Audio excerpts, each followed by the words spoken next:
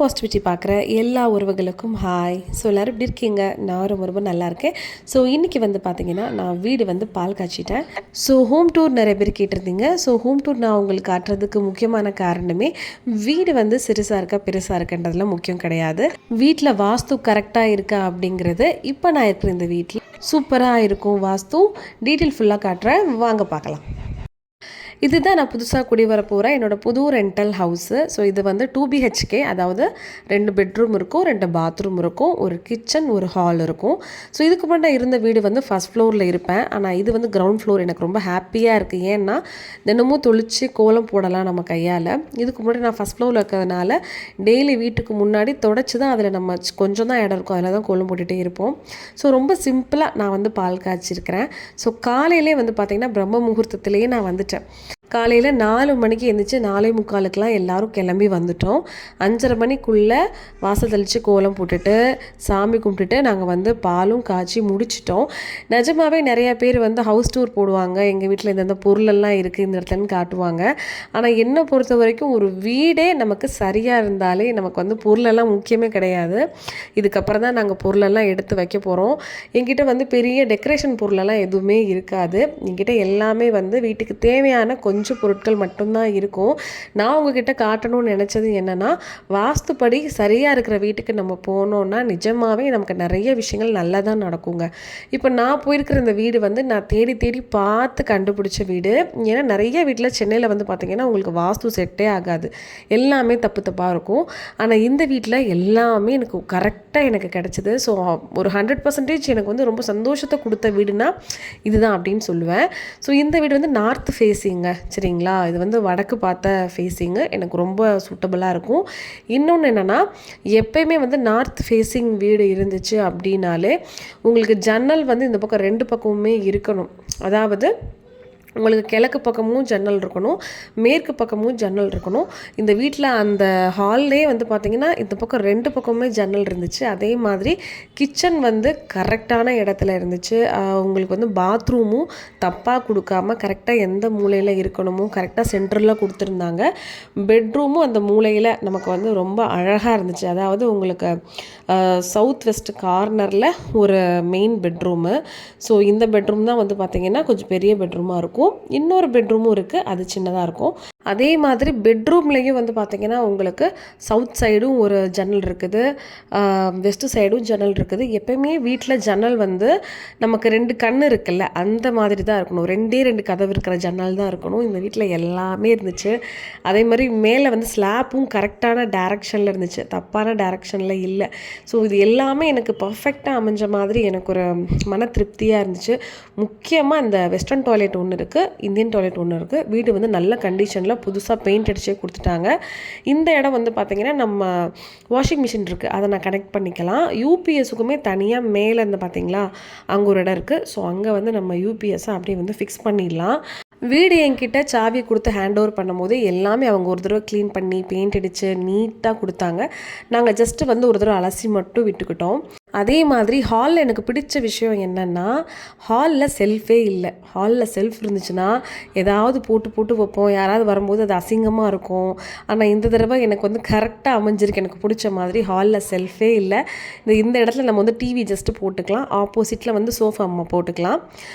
இதுக்கு மேலே வந்து பார்த்திங்கன்னா ஒரு கண்ணாடி ரேக் மாதிரி இருக்கும், அங்கே தேவையானது ஏதாவது கீ செயின்ஸ் அந்த மாதிரி வச்சுக்கலாம். ஸோ மெயினாக கிச்சனில் வந்து நிறைய பேர் வீட்டில் இருக்கக்கூடிய ஒரு மிஸ்டேக் வந்து இந்த வீட்டில் இல்லை. முதல் விஷயம், கிச்சன் வந்து எப்பயுமே மற்ற தரையோட தளத்தோட கொஞ்சம் உயர்த்தி தான் இருக்கணும். கரெக்டாக அதை வந்து உயர்த்தி கட்டியிருந்தாங்க. நிறைய கிச்சன்ஸில் வந்து பார்த்திங்கன்னா கரெக்டாக அந்த சவுத் ஈஸ்ட் கார்னரில் கிச்சனை வச்சுருவாங்க அக்னி மூலையில். ஆனால் நிறையா பேர் பண்ணுற மேஜர் மிஸ்டேக் என்னவாக இருக்கும்னா, அந்த சவுத் ஈஸ்ட் கார்னரில் நம்ம அடுப்பு வச்சுருவோம். அந்த சவுத் ஈஸ்ட் கார்னரில் என்ன பண்ணுவாங்கன்னா தண்ணி பைப்பை வச்சு அங்கனக்குள்ளே வந்து உங்களுக்கு வந்து வாட்டர் கொண்டு வந்துடுவாங்க. ஆனால் இதில் அப்படி கொண்டு வராமல் இந்த அக்னி மூலையிலேயும் கரெக்டாக தண்ணி வந்து எந்த சைடு வரணும் அப்படிங்கிறது, அதாவது உங்களுக்கு நார்த் ஈஸ்டில் தான் அந்த கிச்சன் கார்னரில் தான் தண்ணி பைப்போ தண்ணி சிங்கோ இருக்கணும்.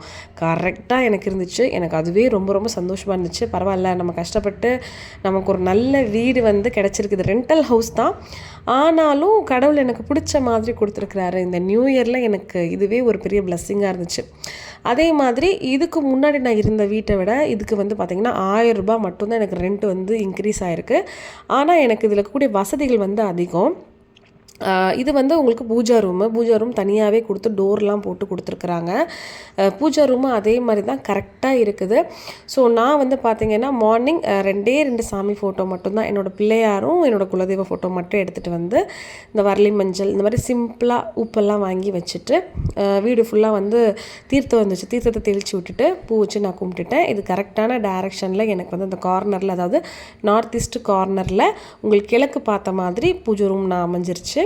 இது வந்து இன்னொரு சின்ன பெட்ரூம் இது.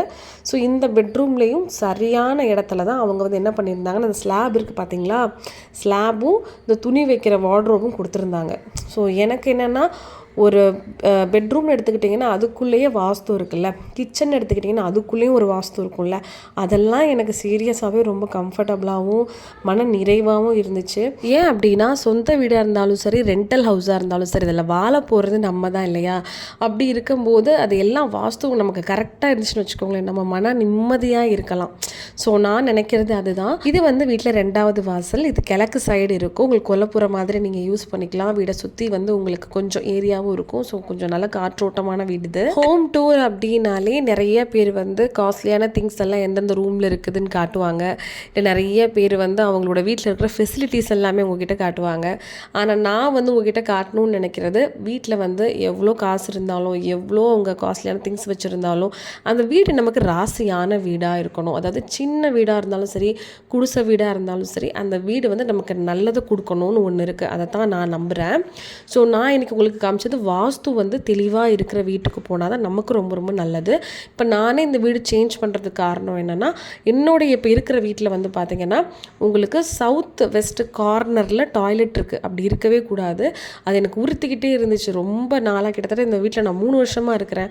ஆனால் மற்றபடி எனக்கு எல்லாமே அந்த வீடு நல்லது கொடுத்தாலும் அந்த கார்னரில் இருக்குது டாய்லெட், அது வேண்டாங்கிறதுனால தான் இப்போ 100% எனக்கு ரொம்ப கம்ஃபர்டபுளான இருக்கிற மாதிரி நான் ஒரு ரெண்டல் ஹவுஸே பார்த்துருக்கேன். நம்ம பாடி சரியாக ஃபங்க்ஷன் ஆனால் மட்டும்தானே நம்ம வந்து சரியாக இருக்கிறோம். அதே மாதிரி தான் நம்ம குடியிருக்கிற வீடும் சரியாக இருந்தால் தான் அது நமக்கு நிறைய நல்ல விஷயங்கள், நிறைய பாசிட்டிவிட்டியை கொடுக்கும். ஸோ நீங்கள் வீடு கட்ட போகிறீங்கன்னா வாஸ்து பார்த்து கட்டுங்க. ரெண்டல் ஹவுஸாக இருந்தாலும் கொஞ்சம் தேடி நல்ல வீடாக பார்த்து போய்க்கோங்க. ஓகேவா? அதுக்காக தான் இந்த வீடியோ கொடுத்தேன். அதுக்கப்புறம் தான் வீட்டில் கருடக்கிழங்கு, வெட்டி வேறு, படிகாரக்கல், ஃபோட்டோஸ் எல்லாமே நான் செட் பண்ணுவேன். அப்படி செட் பண்ணும்போது எல்லாத்தையும் நான் உங்களுக்கு காட்டுறேன். ஓகேவா? ஸோ நாளைக்கு சூப்பரான வீடியோவில் வந்து மீட் பண்ணுறேன். மறக்காமல் நம்ம சேனலுக்கு லைக் பண்ண மறந்துடாதீங்க. சப்ஸ்கிரைபும் பண்ணி வச்சுக்கோங்க. பாய்.